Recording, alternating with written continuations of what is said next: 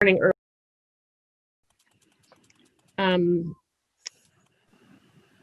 Do we want to start with a round of introductions? I mean, I think we all know each other here. I did notice a student that I wasn't familiar with,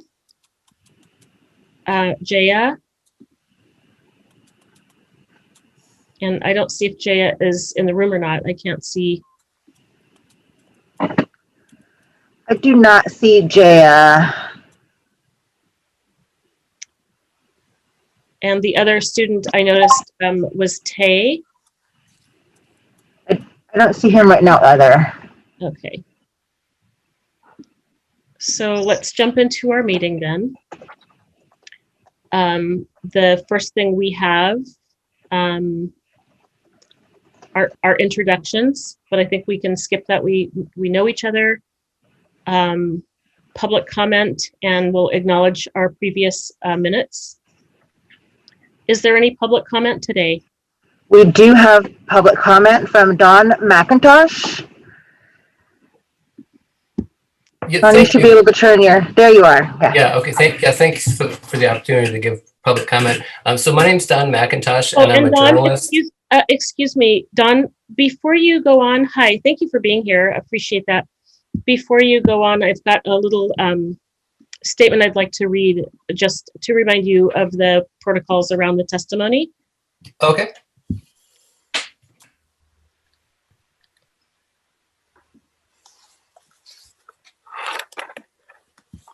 Sorry, I'm having trouble accessing it today. Just a moment.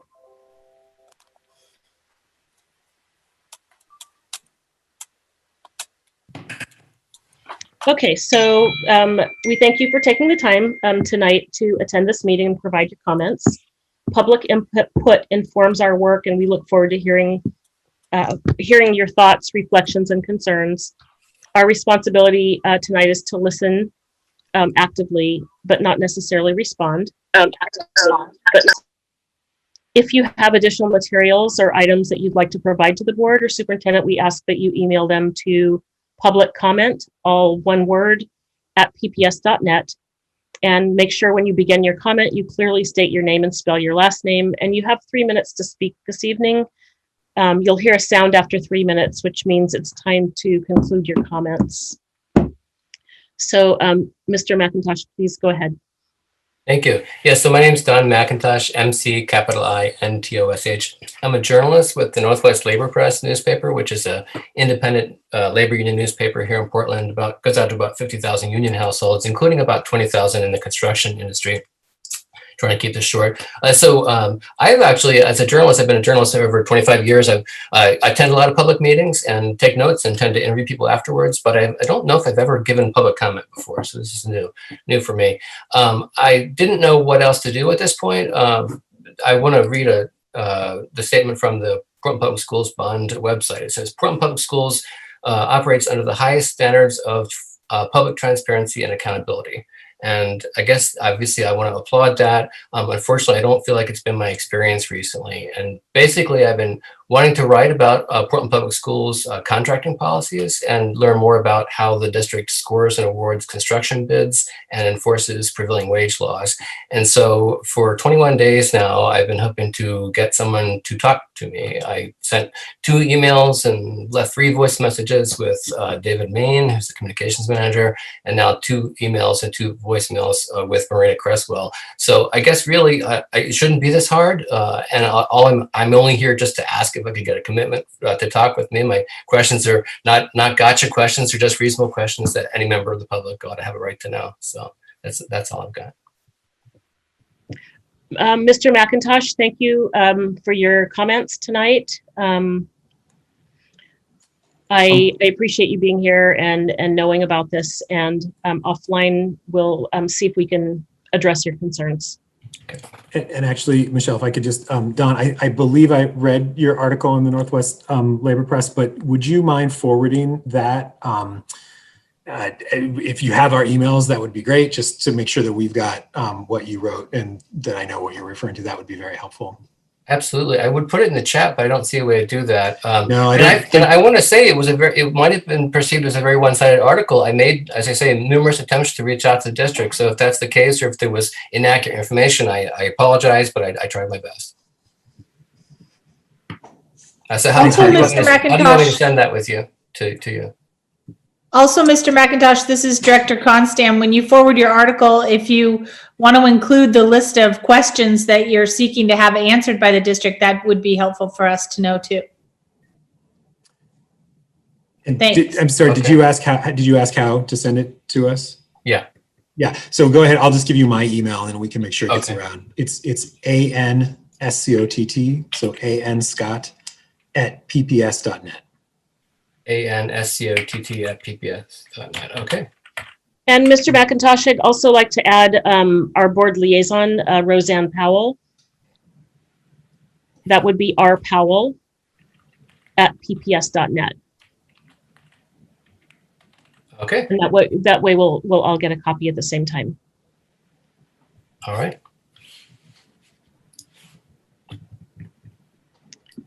Okay, we're going to approve the minutes from our October 29 meeting.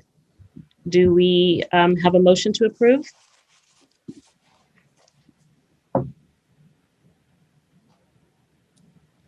Oh, so moved. I think, do we just acknowledge the minutes? Do we do a motion? I think I so. don't think we do need a motion. No, I think we just need to acknowledge them, and there are informal minutes. Okay, sorry about that. Any comments? Don't have any issues with the minutes. Thank Neither do you. I. Thank you.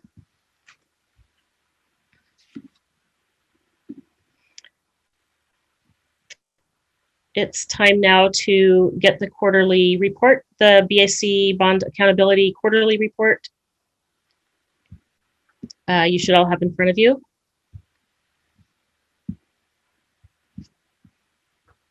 Kevin? Thank you, Chair DePass. I'll try and be as brief as possible and just leave some time for questions if you have them.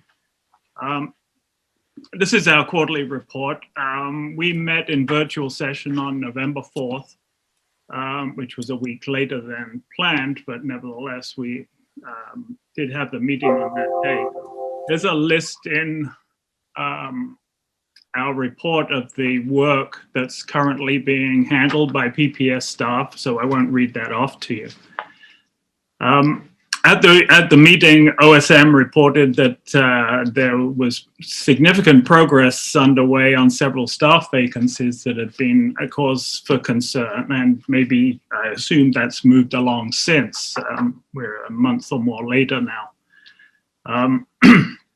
There's also been a change in strategy in the program management and construction management. And so at some point in the near future, I think it'll be essential that the BAC and others probably get an updated organizational chart so that we can figure out who's doing what. We got reports, as always, on the 2012 bond program. That program now shows projected final savings of just over $1 million. There's some ongoing work on audits in closing out, and we have asked for some documentation on Roosevelt and Grant that we haven't yet seen, but I assume that'll be forthcoming. The 2017 bond program, the budget situation remains in the red, no surprise there. The entire program now reports, it hasn't changed a great deal in the last quarter, now reports unfunded costs of $207 million. And as you know, the 2020 bond included $214 million to complete the work covered by 2017. The pandemic has resulted in some issues on the construction work in particular. And as we reported before, we applaud the approach taken by OSM staff in working cooperatively with contractors to address these issues. Nevertheless, And not surprisingly, COVID-related costs had amounted at the time of our meeting to $2.6 million on the 2017 bond program, with projections for an additional 1.2 million in 2020 and 4 million in 2021. 2021, I'm sure, is a pretty squishy estimate, which we would understand under the circumstances. You have a list in our report of the work being done that had been done on health and safety, now totaling over $74 million. A good deal of work had been done in the last quarter. The 2020 bond, and congratulations to everyone who was involved in getting that passage, that successful passage. We discussed the upcoming execution plan briefly at our meeting, and it wasn't clear at that time as to what role the BAC would have in the development of that plan. But it's on your agenda today, and this is the first we've seen of it. I think I heard before the meeting started a recognition that the BAC charter will need to be amended if the intent is for the BAC to provide oversight for the 2020 bond. The current updated charter is specific to 2012 and 2017. So 2020 at this point is not included in that. Other issues, equity remains a significant issue, and we got a presentation, as I think you did at your last meeting, from the Benson contractor, and we were pleased that that contractor was proposing some creative alternatives, and the BAC thinks that different approaches are going to be necessary, particularly on these larger projects. So we applaud that, and we hope that the district will be able to support those efforts. There's been a lot of focus on the contractors in terms of equity, and that's appropriate. That's where most of the money is. But we shouldn't forget the consultants and there is a significant amount of money there. And on both Lincoln and Benson, the consultants are falling short of the goal as well. So we need a little focus in that area too.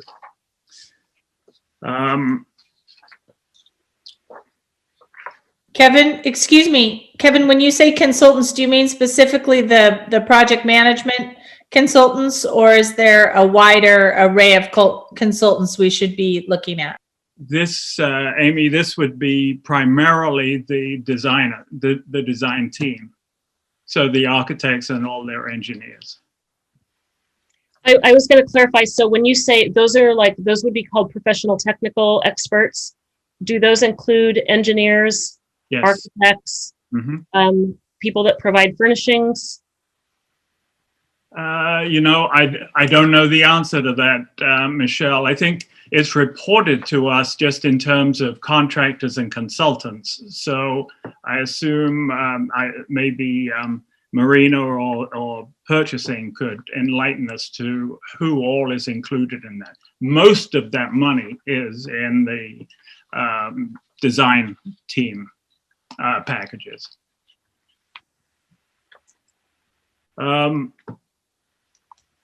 As we reported last time, there is an effort underway to improve to re-engineer really the whole BAC reporting mechanism, and as from staff to the BAC and the BAC to this board.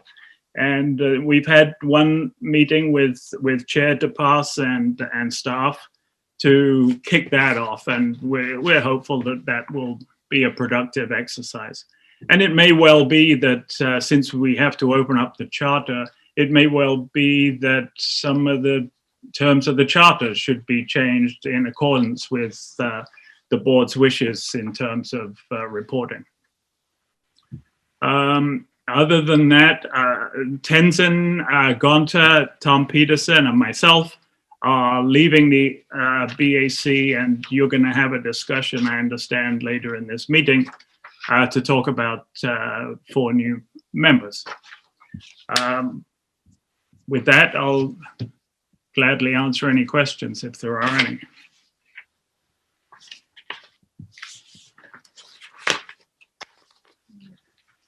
Does anyone have any questions for Kevin or other BSC members? Kevin, do you have any comments about the process around adding new members to the BAC or the applications that have come forward or the process itself? Anything you want to share with us about that? Really, we were not part of that exercise. The only input I had personally was I had recruited one applicant some time ago, and I encouraged her to apply. And I believe, the memo coming your way is anonymous, but I think that applicant is one of the recommended participants. But we have not been part of that exercise. I have not seen the applications to compare with, the recommended ones to compare with others. Haven't seen them. I'll speak to the process we went through with our applications a little bit later in our agenda. But we did try to install a process to increase the diversity of experience and backgrounds on the board, also cultural backgrounds, age, and some of those social dimensions. So we'll talk about that a little bit later. Does anybody have any other questions for Kevin or any other BAC members? This is, it's more a question for staff. I know we're going to talk later on in this meeting about the 2020 execution plan. But is that, I know we're going to consider it in committee today. Is that going to the BAC on a future agenda for them to also review and weigh in on?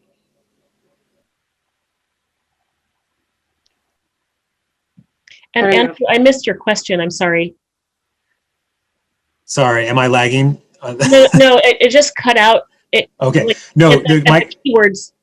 No, my question is just, is the 2020 execution plan that we're talking about in today's committee meeting also going to go to the BAC in a future meeting for their input and feedback?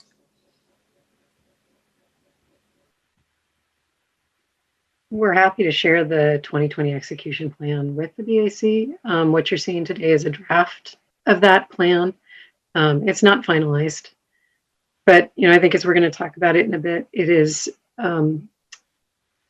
It's primarily about setting sort of the structure of executing the 2020 bond as opposed to making any significant decisions. So it's really just an attempt to provide the framework around which we perform the 2020 bond program, and then give you some expectations about when you'll hear more information moving forward. Because we recognize that everybody's very interested in what we're doing, but it's still quite early since the approval of the bond measure. And so it's going to take some time for us to kind of work through the details. And we wanted to make sure that everybody knew, yes, we are working through the details, and here's kind of how we're starting to work through those details, but it doesn't make significant decisions at this point. And no, I guess we have to amend their charter first.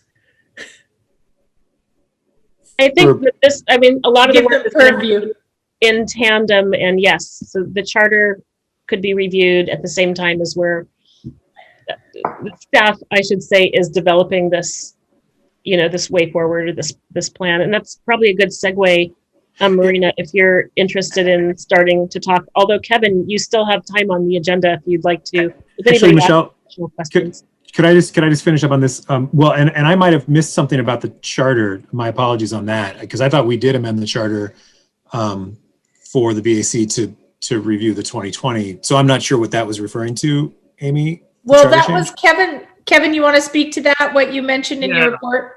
Yeah, what we amended was to get us involved in the preparation of the bond.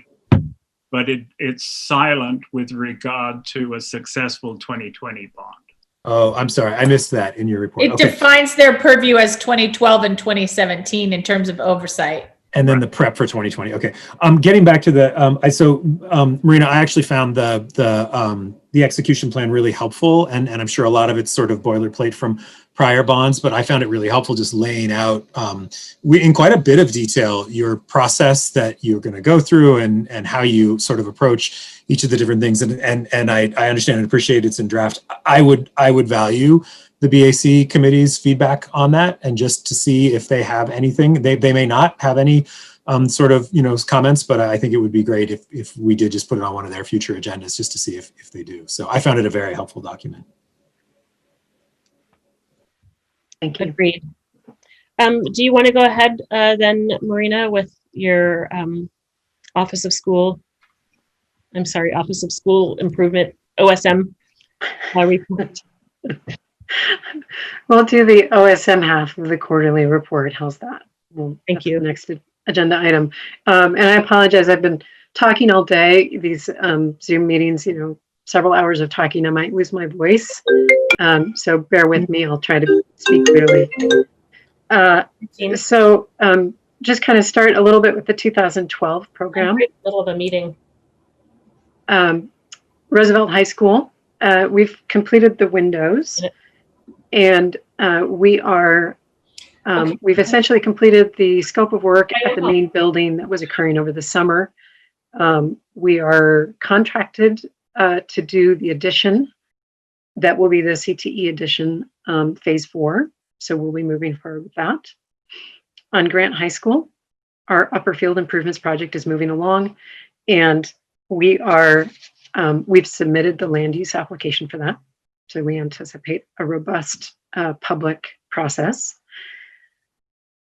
Other than that, 2012 is winding down, and we are doing all of the kind of logistical work in the background to clean up our project files and put the monies back to the place where we can utilize them for the next need of the 2012 program. Since we do have a couple projects that are moving forward, of course, we want to maintain some contingency funds for those projects. For 2017, starting with the Can I ask a 2012 question before you move on? Sure. Have we completed the final budget reconciliation on Grant? There's probably a definition of final budget reconciliation that we would want to put out there. We have completed our negotiations with the contractor. We're in the process of completing all of the paperwork that goes with completing the contract and paying out that contract. Once we have done that, our construction auditor will do a final construction audit to review that final payment before we actually pay it out. Once we pay it out, then we go back and complete our closeout of the finances for the project. So, but generally, the answer is no, but there's a bunch of different steps. And so I just wanted to kind of say, here's the steps that we're going to be going through. We've completed that negotiation piece, which is pretty important. So and generally, forward with the rest of it. The people who thought that they still needed to get paid have reached agreement with us on getting paid? We have reached agreement on the payments. We are working through the process of actually getting payments out. Thank you. Mm-hmm. Moving on to 2017 and the modernization projects. Kellogg, I don't know if you've had a chance to drive by recently. It's looking stunning, and the construction is going quite well. The vast majority of that construction is going to be done in March. We do have some work in landscaping that needs to wait until the weather gets a little bit better. So you'll see some continuing activities after that. We will also be working pretty hard, and we've started that work in working through the transition activities to operations. One thing that's nice about Kellogg is that we are finishing in the spring, and so we have a good opportunity to work through all the operations transitions long before we need to open the school up for the new school year. If you're interested, our website has a ton of really great photos of Kellogg from recently, and I encourage you to go look at them. It really does look quite nice. Madison is also moving along quite well in the construction. That said, it has always been our modernization with the tightest schedule. And we have certainly seen that over the last couple of months. I think as Chair Spellman noted in his report, there have been some challenges due to COVID. There have been some challenges due to air quality from the fires. We had site shutdowns due to both of those issues. And while we are on schedule, we're kind of holding on by our fingernails at this point. And the team is very focused on staying on schedule. They are working overtime as needed to do that. And if there's an opportunity for us to work overtime to get ahead of schedule, we'll probably take it. We don't know what the winter is going to bring. And so that's definitely a concern for us, and we're watching it. We also remain on budget. I do want to note that the COVID costs mentioned in the BAC report, those COVID costs are intended to be covered by the program contingency. However, I've asked my project managers to track those costs within their project, and to the extent that they can be absorbed by the project budget, they will be. So we are actually anticipating those through program contingency. With that in mind, Madison remains fully on budget. There was also a note about the renaming of Madison, and I did want to clarify that the renaming process for Madison is not going to affect the opening of the school on time. There are individual elements to a renaming that we are working through the timing as far as how that's going to fit with the actual renaming, whether it's mascots or logos or colors. There's different pieces that show up throughout the facility.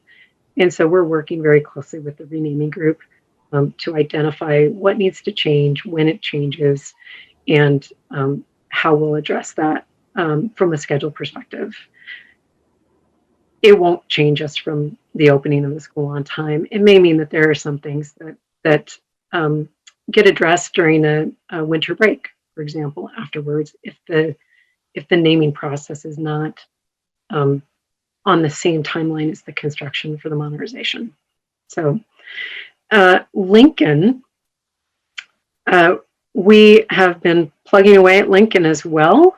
And you'll see that if you drive downtown, you'll see that the floors have been going up, and it's starting to look very exciting, very much like a building. We did have some heartburn from the length of our permit process with the city, but we were very appreciative that the city was willing to work with us and allowing us to move forward with some work and doing inspections prior to formal issuance of the permit. That permit has now been received. On the Benson project, we have completed 100% DD documents and for the Benson proper, and we are reviewing the cost estimates. I do want to be very upfront that those estimates have come in quite high, and we have concerns about that, but we're only partially through the value engineering process for this phase, and we are seeing some significant reductions as we move through that process. So we will keep working through that. We have quite a bit more to go. The work on the swing sites is moving ahead, and MPG building is working on their schematic design.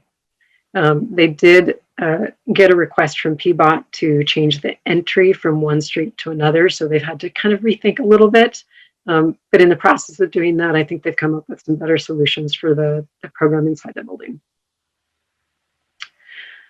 On the health and safety side of things, the components of health and safety that are moving forward, we're working on design for roofing projects for next summer. We're continuing to work through projects for asbestos and lead paint mitigation. Our water quality started bidding out packages in April. They're doing bid packages basically every 3 weeks. There will be 18 bid packages, and they will not complete sending those out until May of next year. to just give you some understanding of the extent of the program as we touch every site, every school site in the district. What we have learned, though, is that the fixtures that we are using for potable water, so drinking fountain fixtures that have bottle fillers with them, those fixtures went from a 3-week lead time in April to a 5-month lead time. And what we've been told from the manufacturer is that bottle fillers are especially popular right now due to the pandemic. So we are looking at strategies for that. We anticipate that we may choose to purchase our fixtures directly from PPS and store them so that contractors who come on board later in that bidding season will have the fixtures available instead of waiting until they come on board, having them purchase and having them wait 5 months to get the fixtures in. So we're looking at the feasibility of that. It looks quite good. We don't anticipate significant changes in the schedule that we would have previously, but if that changes, we'll certainly let you know. On sort of a programmatic level, as was noted in the BAC report, we've been doing quite a bit of new staffing. We have accepted offers for 3 new entry-level project managers for our 2017 projects, for a senior manager for business operations, and also for our director of construction. We're still working through some of the technical details, so I won't share names today, but just to know that those are almost in hand. We also have, we're working through the offers and the background checks for an e-builder administrator and a contract specialist. We hope to have those finalized within the next week, ideally. Hey, Marina, And we've, yes. excuse me, especially with the project manager positions, are those new positions that we're adding internally, or are these all just changing staff? It's actually a mix. So we added new entry-level project managers. We're one of those, we call them PM1s, right? They're the first level of the PM position. So one of those PM1s will go to the Benson team.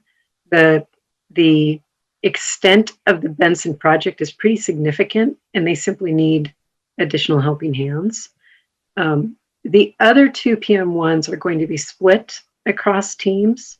So they'll be basically half-time with each team, and those are new. The senior manager position for business operations is a new position as well. That will be overseeing kind of the operations side of OSM. So our finance, our contracts, our invoicing, communications, e-builder, all the things that support our project teams.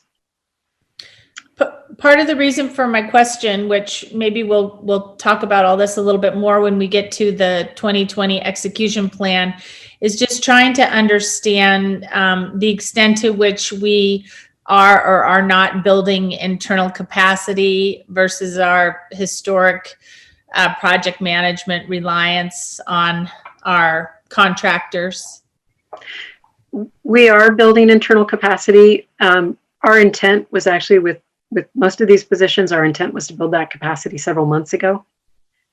Had a small hiccup in the form of a pandemic, and it definitely created some challenges for our recruiting process. But our intent has been to increase our capacity.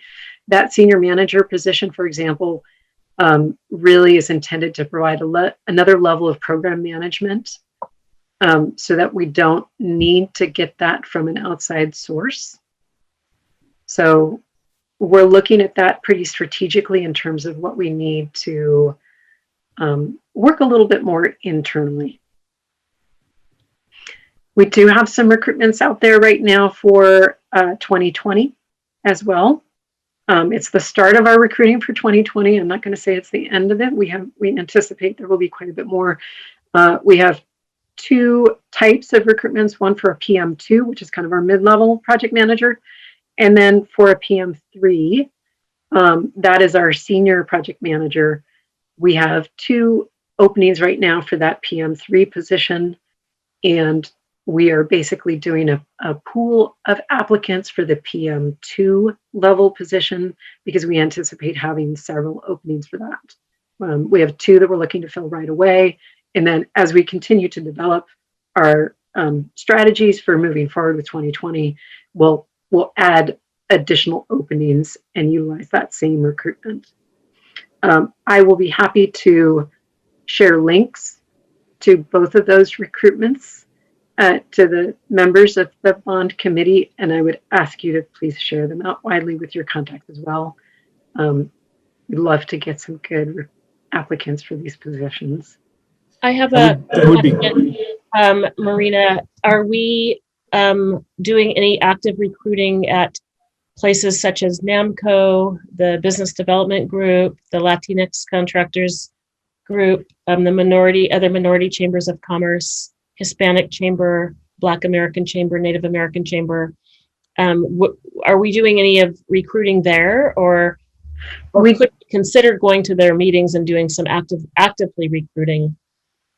We do typically reach out to them. I'm happy to kind of, I guess, get with you and review lists to see if your list is more extensive than my list, and I can, get some additional names from you. But we do reach out to them with our recruitments. We haven't seen a lot of impact from that, but we're looking at sort of extending our recruiting, in many different ways moving forward. Well, I know many of those that I listed, the minority chambers in particular, have job boards, and building that relationship over time, which I know you've done, goes a long ways in terms of getting good applicants. So I'd love to work with you on that. Sounds good. Thank you. And Marina, I would just add, I really appreciate it. Sounds like the direction you're going in terms of bringing more of this in-house. It feels like with 3 bonds open and 1 closing out, but 2 to be very active very soon, and with a plan, to go out again in 4 years. It feels like bringing that construction project management work, in-house as much as possible. I think there's some real advantages to that moving forward. So it sounds like you're moving in that direction. I'm glad to hear that. So thanks. Yeah, we're certainly interested in building our capacity within OSM to the extent possible. We recognize also that there are some limitations when you're dealing with time-limited positions, and also that sometimes our private sector partners can get better applicants based on their pay scales than we can get within ours. So, we want to be kind of thoughtful about how we do it.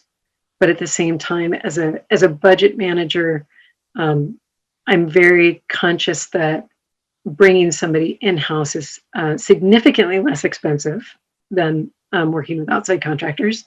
And so I always have sort of an incentive to do that. And I think gives us a little bit more direct oversight of some of it as well, which can be beneficial. Correct. So yeah. Mm-hmm. And I'm happy to send out to my network. You can't have any of my construction project managers, but I'm happy to send out to my networks otherwise. So.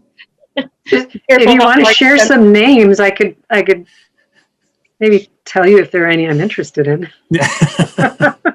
Metro has a few construction project managers, but yeah, I think we should all share within our networks and do our best to recruit, actively recruit, minority applicants if we can. I would appreciate that, particularly for our PM3 positions. Those 2 positions, one of them is intended for the Jefferson High School modernization. The other one is intended for the Center for Black Student Excellence. So to the extent that we can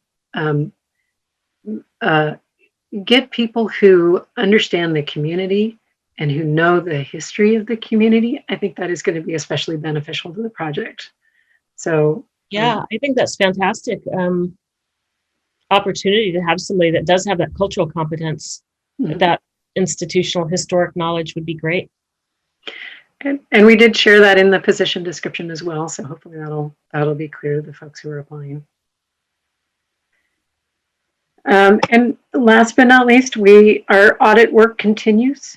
Our performance auditors are working on their field work right now, and they've been starting their interviews. They may reach out to individual board members to do interviews on specific topics this year. So don't be surprised if you get a request and you're able to talk with them. They appreciate getting your input and feedback and perspective on the different focus areas that we have in our audit.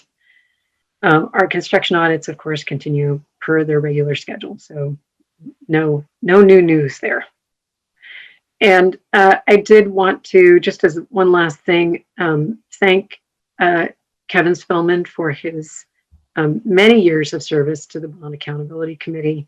I know I'm taking this away from Dan, who I'm sure would have done it and probably done it more eloquently than I have, but we appreciate what Kevin has brought to the committee. It'll be a different look at the end of the year, and I just wanted to say thank you for spending all the time that you have in keeping us on the straight and narrow.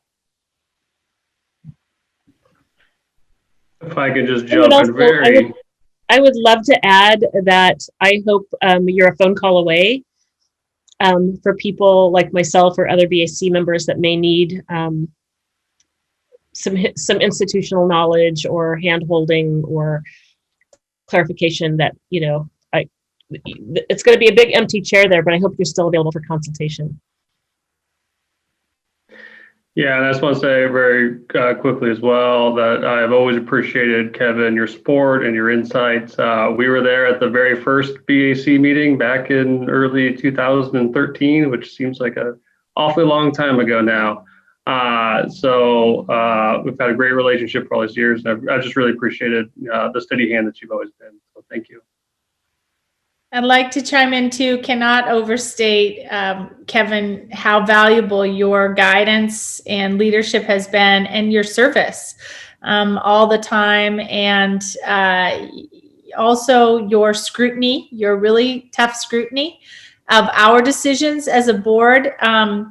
Even though it was not pleasant at times, I always appreciated when you came to the board with points of disagreement about decisions we were making in our infinite wisdom at the dais, because you always had the best interest of our district finances and our students at heart. And I always took it very, very seriously. And I appreciate everything you've done in terms of recruiting in the past and making sure that we have a strong bench on the BAC, and we'll really miss working with you. Thank you so much for everything. I'll just add my voice as well. When I got elected to the board, one of my colleagues immediately put me in touch with Kevin, who also has been heavily involved in Metro Zoo Bond for many, many years. You know, immediately just to sort of get up to speed on some of the issues and other things. And so, I mean, Kevin, you don't just give to Portland Public Schools, you give to the entire region and community an incredible amount of time and knowledge and expertise. And we're losing a lot, losing you off of this committee, but I really appreciate your work, and I know you will stay involved in the region. So thanks. Kevin, Thanks, everyone. Oh, just it's a dog pile. I couldn't help myself. I think I owe you a Lucky Lab beer or two, going all the way back. Just thank you so much. thanks. I'll take you up on that for sure. Thanks, everyone. I actually have 2 meetings next week, I think, so I'm not quite gone yet. And in response to Michelle's request, I'd be happy to do whatever anyone would ask as time goes on. So thank you.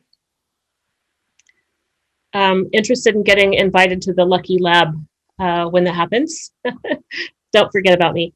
Are we ready to move on? Does anybody have any questions about the OSM quarterly report? Just in the interest of time, I'll be quick.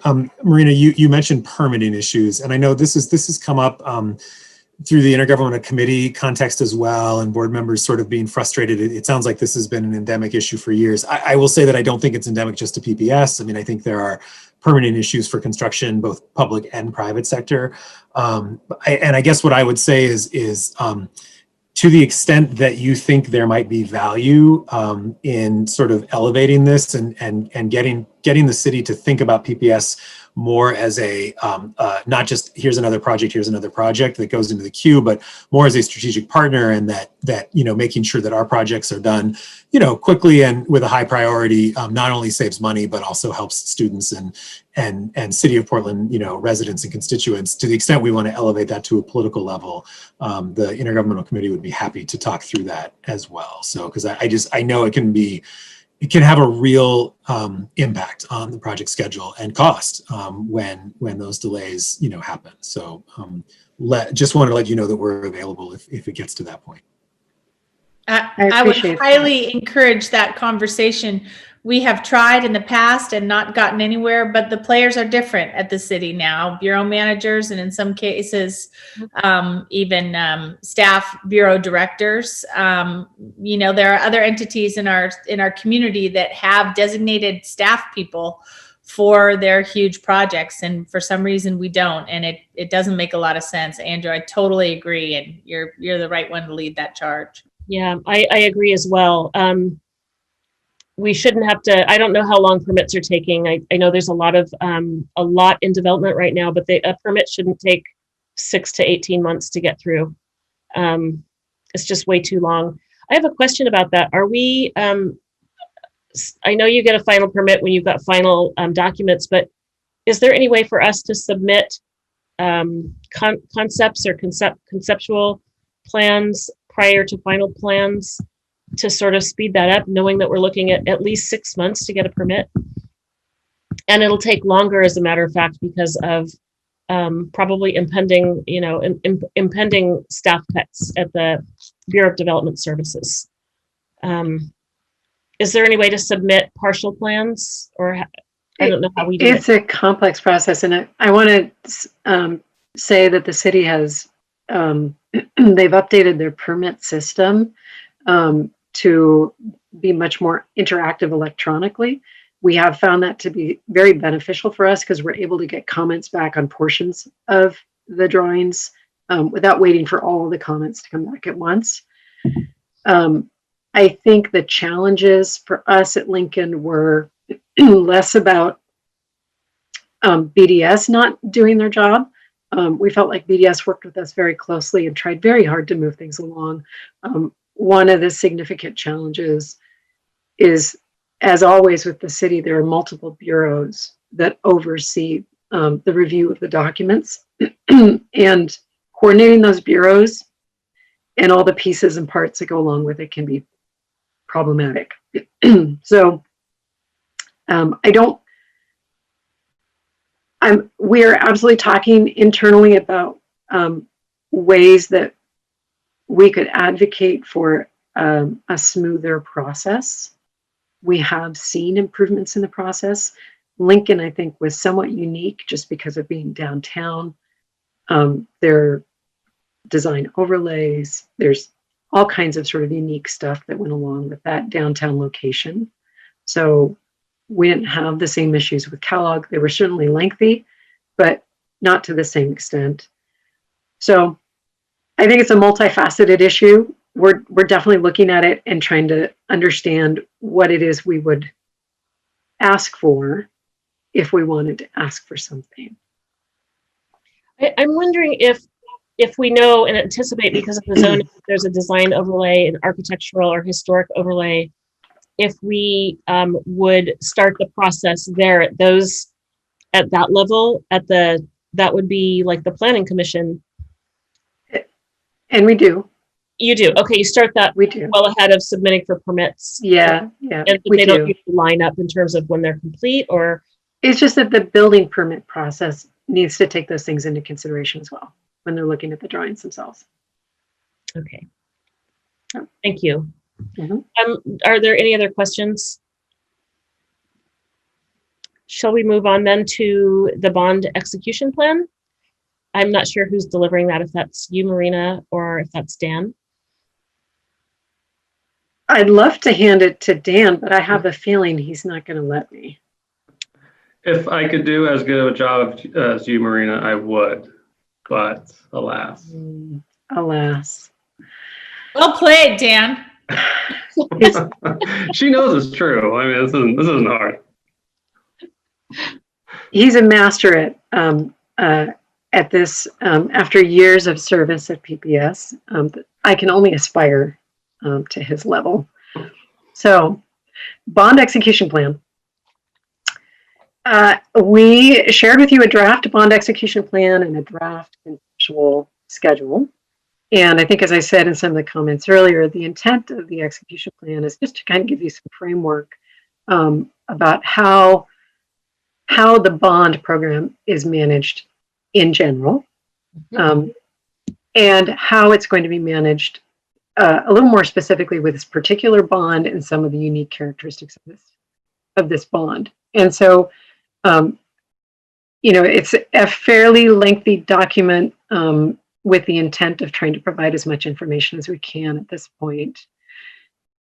And it's broken out into a couple different sections. We wanted to make sure that you had an understanding of the scope that we saw behind each of the categories, where we anticipated seeing board and community input and oversight, and some additional information about how we are looking at sequencing or scheduling different components of the program, how we anticipate putting together project selection and prioritization criteria, and some of our internal stakeholder engagement, how that will occur, how we typically procure things, just to kind of lay out, some of the obvious things about our public contracting rules, but also some of the not so obvious things about our equity in public contracting or our use of alternative procurements. And then just general understanding of budget and financial operations. And so I'm not going to go through the whole thing with you, but I want to kind of talk a little bit about it conceptually. This is a unique bond program, which is to say it's different than what we did for 2012 and 2017. There are portions of it that are very, very similar. And then there are some components that really are different. Our intent is that OSM will continue to maintain the financial oversight of the bond funding. And we will be doing that, through our internal system of approvals that we use, that we've been using for 2012 and 2017, that allows us to ensure, good transparency, checks and balances, auditability, all those important things as we approve encumbrances and expenditures in particular.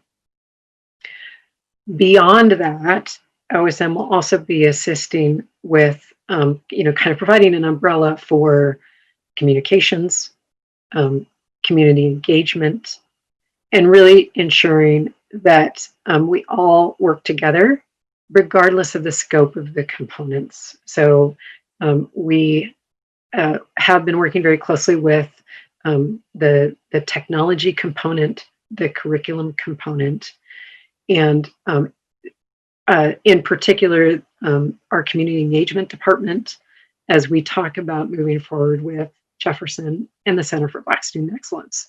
And so, I just wanted to kind of note that we are doing that all together, that this is not separate and unique pieces all off on their own with different departments. We're really tackling this as a team, and OSM is, doing our best to lead the team forward. We have here with us Don Wolf. If there are questions about the technology, Luis is here to answer questions about curriculum if needed. But I also wanted to note that we are anticipating bringing both of them back for the January bond committee to do a presentation on where they are with those scopes of work for the 2020 bond. As I mentioned earlier, it's still very, very early in the process. We have not sold our first bond yet. We are still setting up all of the logistics that go on behind the scenes, whether that's recruitments for staffing, or it's setting up projects within our system, ensuring that our funding is laid out within the district's financial system, as well as our own system of approvals, So there's a lot that's kind of going on behind the scenes, and this is really just intended to give you a taste of the types of things that are going to be moving forward. If there's anything in particular you'd like me to talk about, I'm happy to do that, or just answer questions in general. Yeah, I found this really helpful as sort of a draft, and just to sort of see all the pieces and how they begin to fit together. I was particularly intrigued by the timelines, and I'm wondering if you could talk a little bit about that. So I will tell you, I was a little surprised for like the Jefferson reopening timeline. It seemed far out, but maybe it's not. And again, I wasn't here for development of earlier high school. So I guess one of my questions is that timeline for Jefferson consistent with our timeline for the high schools we've done to date, or is it longer because of more community engagement, et cetera?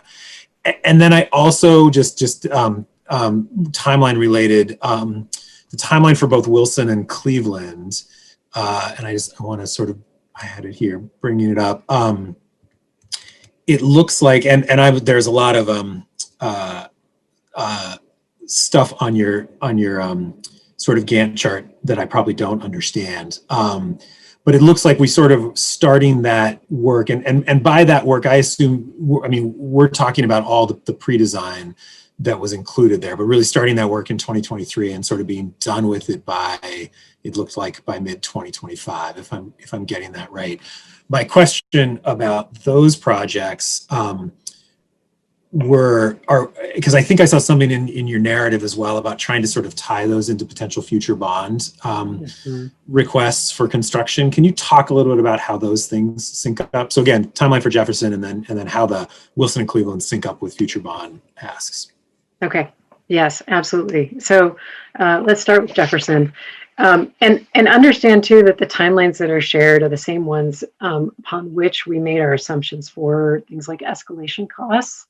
So these are the timelines that we've been working with when we set up the budgets prior to the approval of the bond measure. Jefferson, typically we have to hit an opening date for a school. So when we look at construction, we're essentially starting at the end and scheduling forward to some degree. We went through a conceptual master planning process for Jefferson. The community that was involved in that came up with a preferred option. We put a schedule based on that preferred option, and that was the schedule that the board essentially approved. And we kind of talked about the different options for the conceptual master plan for Jefferson. With that in mind, it is lengthier than some of our other modernizations for a couple reasons. One, the preferred option essentially has Jefferson doing a very similar thing to Lincoln, which is setting up a swing site on site.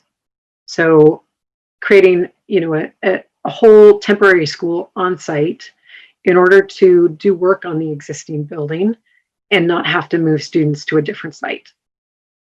So it's a phased project, and that phasing tends to lengthen the overall construction.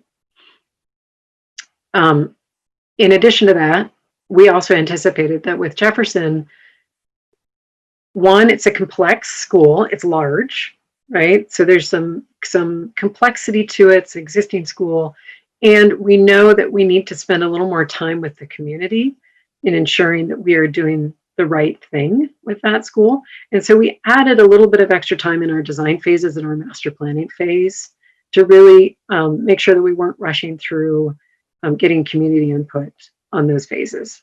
So there's a little bit of extra time built into the master plan and the design phase as well.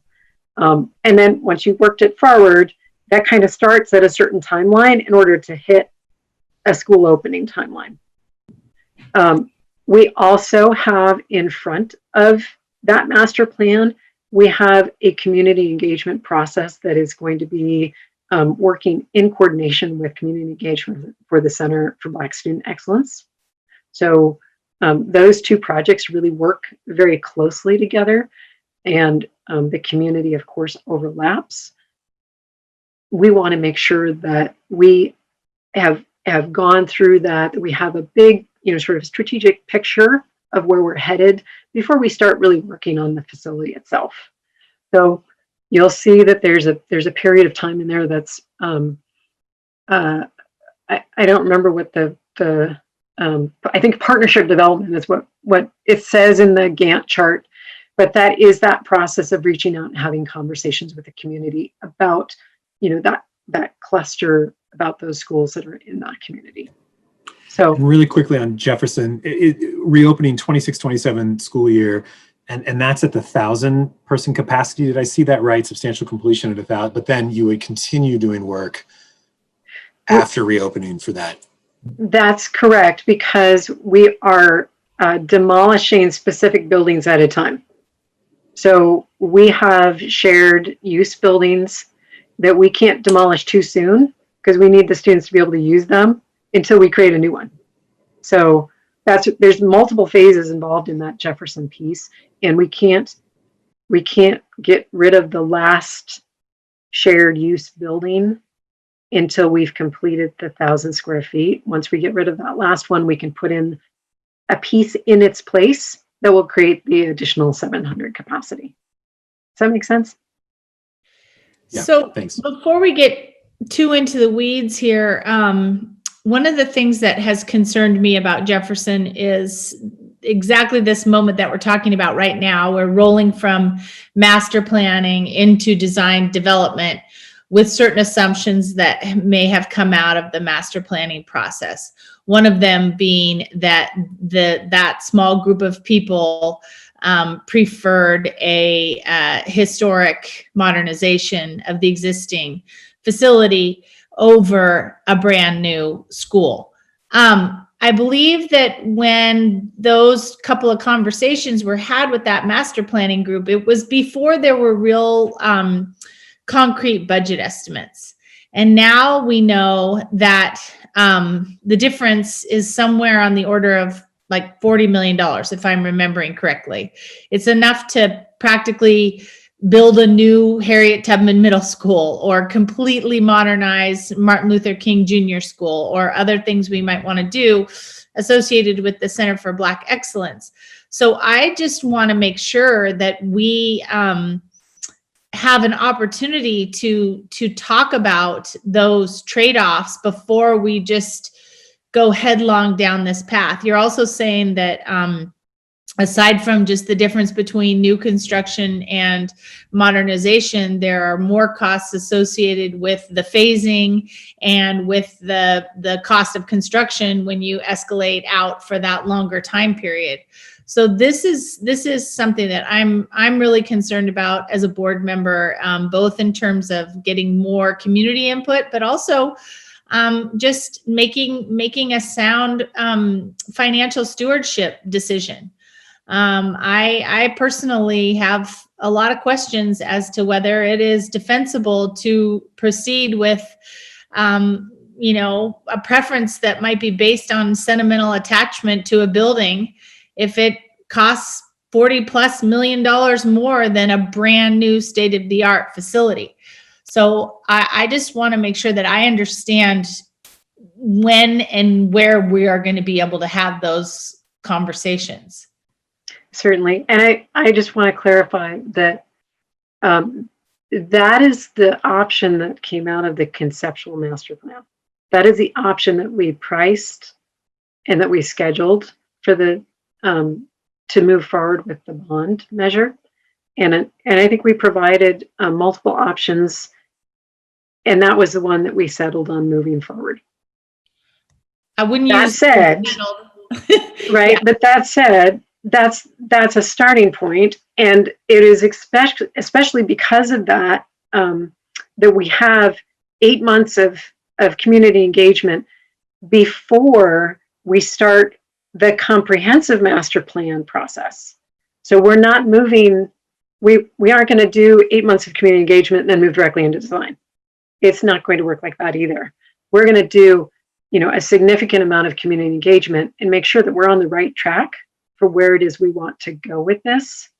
And then we're going to move into a comprehensive master plan that is informed by a conceptual master plan that says, we want to acknowledge that there was a group of people from the community that came forward and did some work, and this was important to them. And we're going to share all that work, and we're going to share what was important to them. But we also recognize that things change, and there may be more voices. We hope there are. And the process may change the product. So we're definitely not just rolling right into here's how it's going to be, but we had to make some assumptions in order to move forward with the bond. I did want to say that at the time of that conceptual, that master planning process was before Black Lives Matter and before the pandemic, and I think I'm certain that people's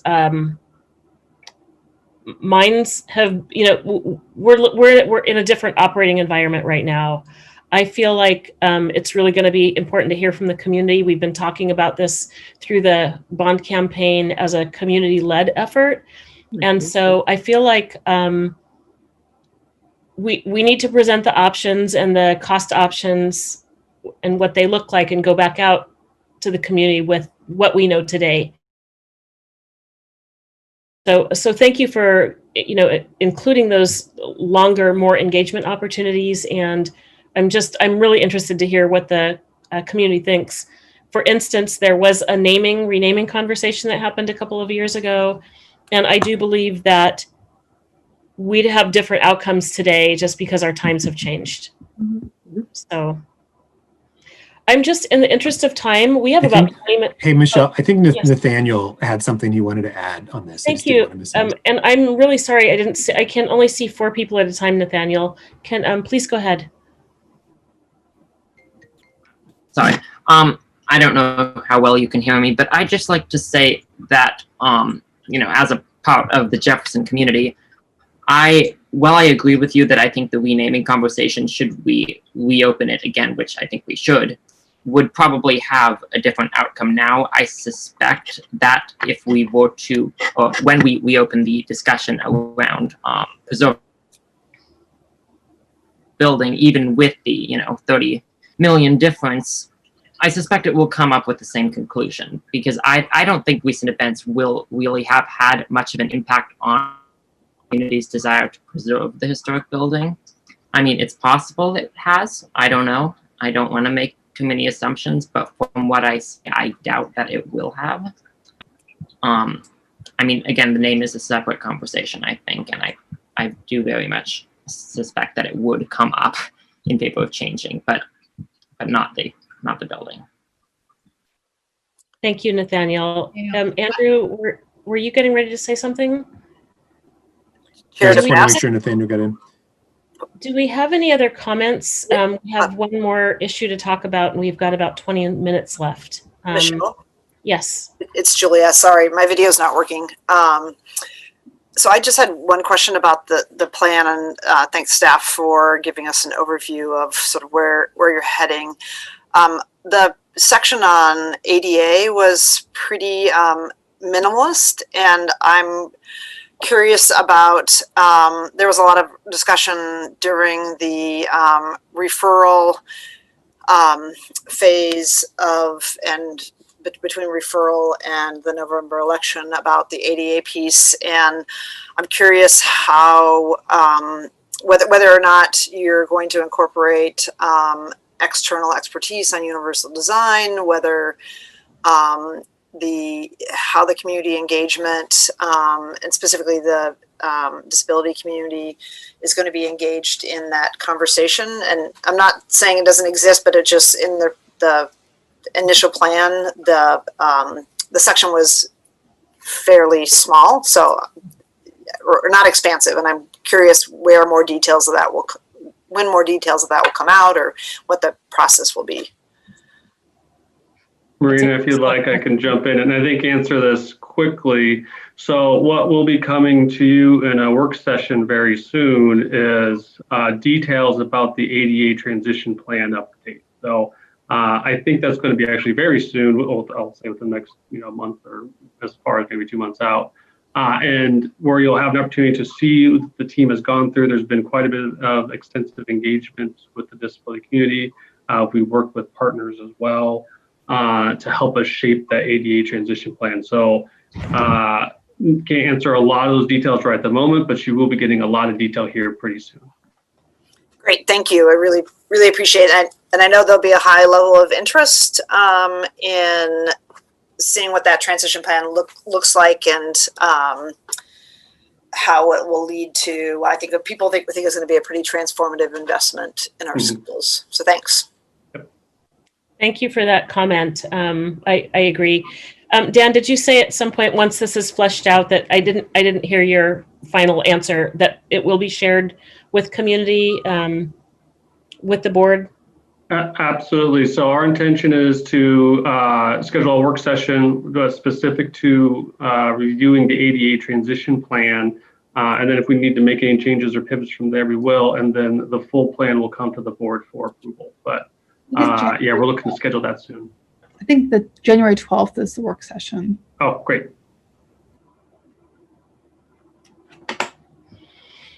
Fantastic. Thank you. Yeah, I know there's a lot of interest there. So it'd be great to capture the energy from those interested parties. Do we have any more comments? Again, I can't see everybody on my screen as to this topic. And are we ready to move on to the BAC new membership discussion?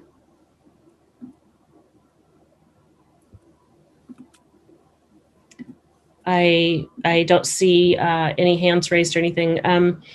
So the Bond Accountability Commission, as you know, has an outgoing chair, Kevin, and has two other people that are leaving at the end of the year as well. And so we've put together, staff and I have put together a process by which to add people to that committee.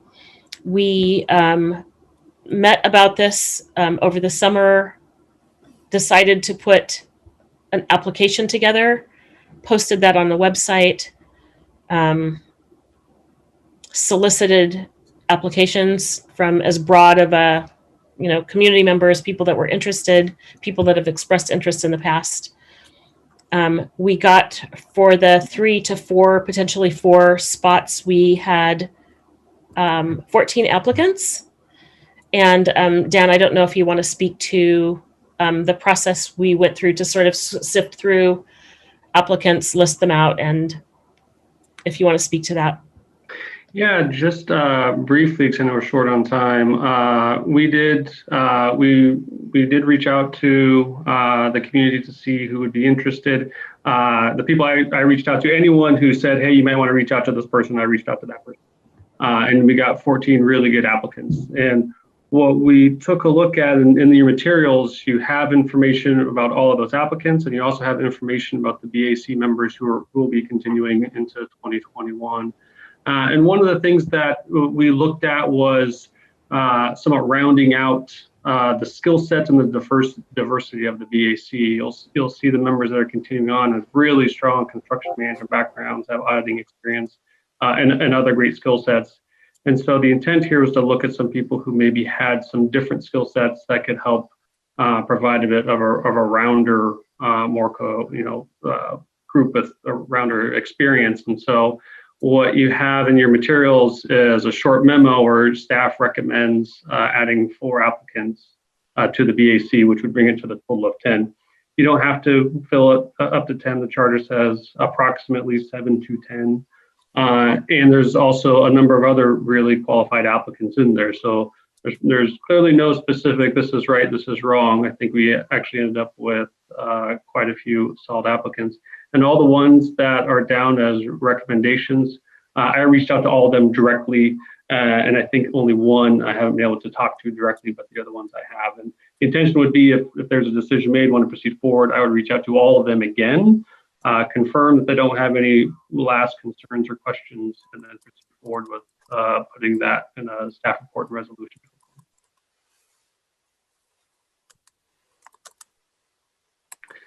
You're on mute, Michelle.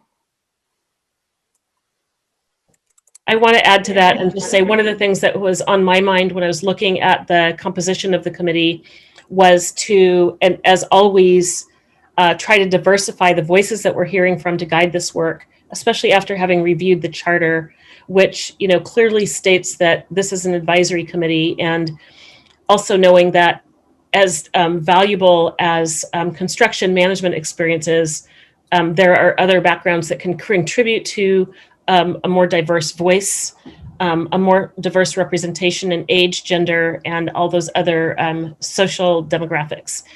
And so what we've presented to you today is, in your materials, is a table that shows existing committee members, and down below that are the list of applicants that applied. And we really tried to, I encourage staff to think about the holes on the committee rather than appointing people that we know. I recommended anonymizing it to help us make decisions based on other factors besides who they were as people, and more in terms of, like, are we looking for financial? Are we looking for someone that has ADA experience?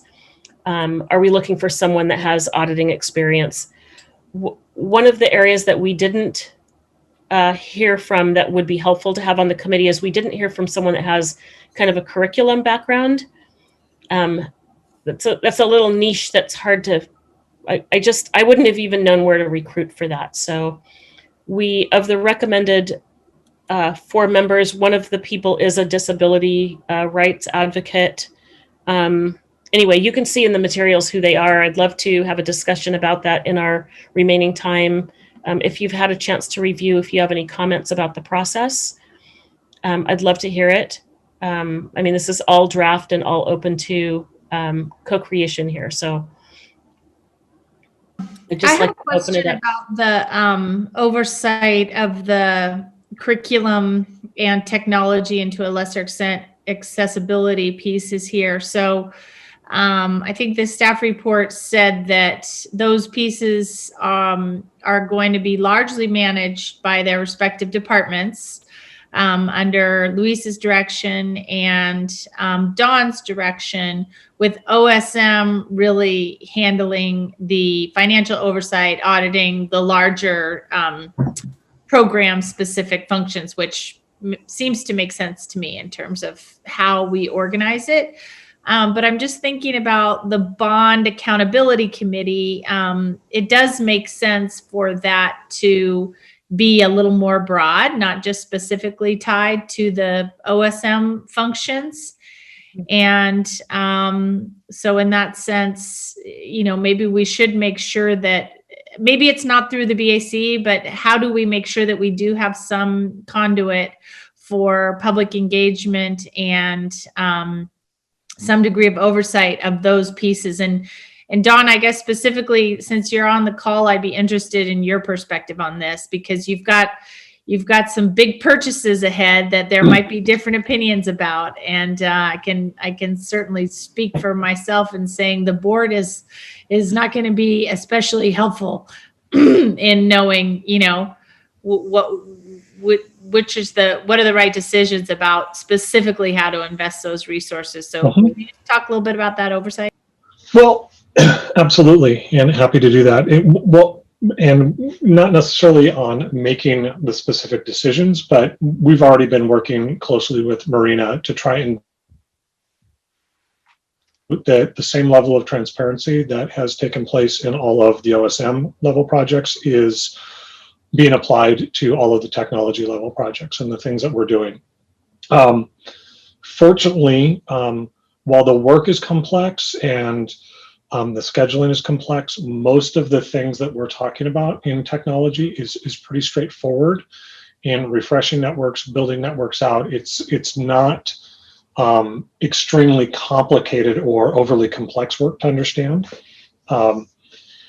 We did put forward, I actually reached out to a few people I know in the industry to see if anybody would be interested, and found what I thought was an exceptional candidate for somebody to sit on the BAC. So hopefully that might resonate. They also work for Tao, so they work with a lot of businesses that are in this sector, but overall have a very broad sense of what good budgeting process and reporting process looks like.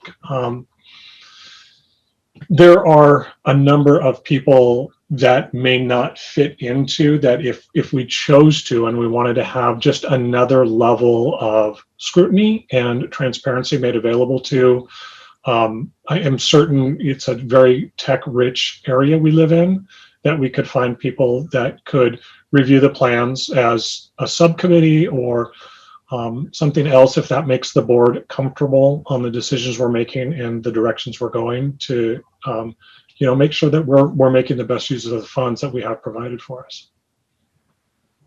Thank you for that. I'll just note that one of the 4 staff recommended advisory members is from the Technology Association of Oregon, and looks like has a workforce equity and career learning equity background, which I would think would be valuable. I'm also noting that there's increased age and gender diversity with the 4 applicants that staff recommends, which is a good thing. I've been reading about the impact of diverse teams, and diverse teams are more fiscally responsible and produce better outcomes. So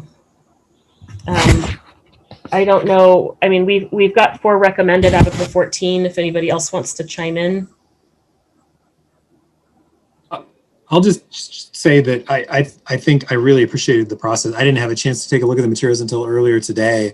One, we got a very strong pool of candidates, and I hope that we are going to reach out to the people who are not being selected and let them know how appreciative we are, and that we may be coming back to them in the future. Because I think, as you know, we need additional folks for either this or other committees. I don't want to lose anyone who's willing to volunteer their time, who has this, great background and experience. I want to make sure they feel good about the process, even if they didn't get selected.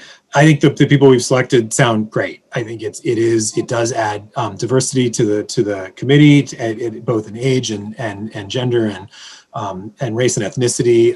And again, the backgrounds, I think the varied backgrounds are exactly what we need. So I was just really pleasantly surprised going through, seeing the quality of the candidates and the process. I think anonymizing it is great. It's something I had not seen before or even really thought of. So Michelle, thank you for that. I think it adds, it really does focus you in on what's there, and not, oh, I know that person, or I know someone who knows that person. And so no, I really appreciate the process. Thank you. We're demonstrating what diverse teams can produce. I wanted to apologize real quickly. I realized that I just responded to Director Constam's question and my camera was off the entire time. So my apologies for that. It's a very nice suited up picture of you though. So we knew it was you. We're not supposed to give demerits to our students or our colleagues for that, are we? We're supposed to give a little grace. In the Zoom era, camera off is perfectly acceptable.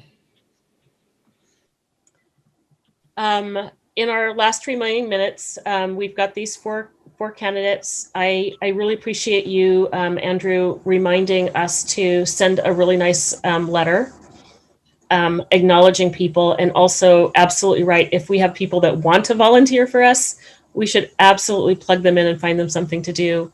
If not on this committee, then in future opportunities. I mean, if any other committees right now need people, this is again a really rich group of people willing to step up, Portlanders. We are just about at time, I believe. We're 1 minute away. Do we have any further? I think in terms of these 4 applicants, the process would be they would need to be presented to the full board, and then we'd need to finalize an appointment. Finalize these 4, and I'm also willing to sign or help draft a thank you letter to the candidates that did not make it, the applicants. Yeah, and just as a note, we're looking to fast track it and look to have this actually at the next board meeting to appoint these 4. I support this slate. I'm thrilled with the slate as well. Do we have anything else? And again, I can't see you, so for the good of the order.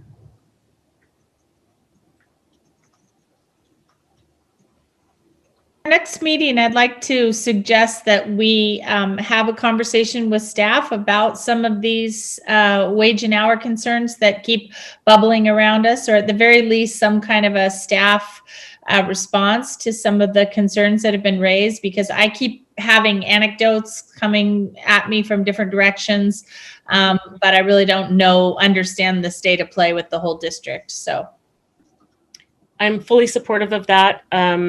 I also want to, Amy, you sent us a short list of topics that you'd like to see addressed, and I'll make sure that we get those items on the agenda. In terms of process improvement, we've just, as of yesterday, I've just had a conversation with staff about how we, where we schedule in agenda setting meetings, how we share that information with other committee members in the board. So we're sort of, we're a new team trying to work out some of those details, but want to create a pathway for people to give input that's scheduled and regular that they can count on. So no, that's happening. Is there anything else for the good of the order? You'll have to just pop in. And seeing none, I guess we're adjourned.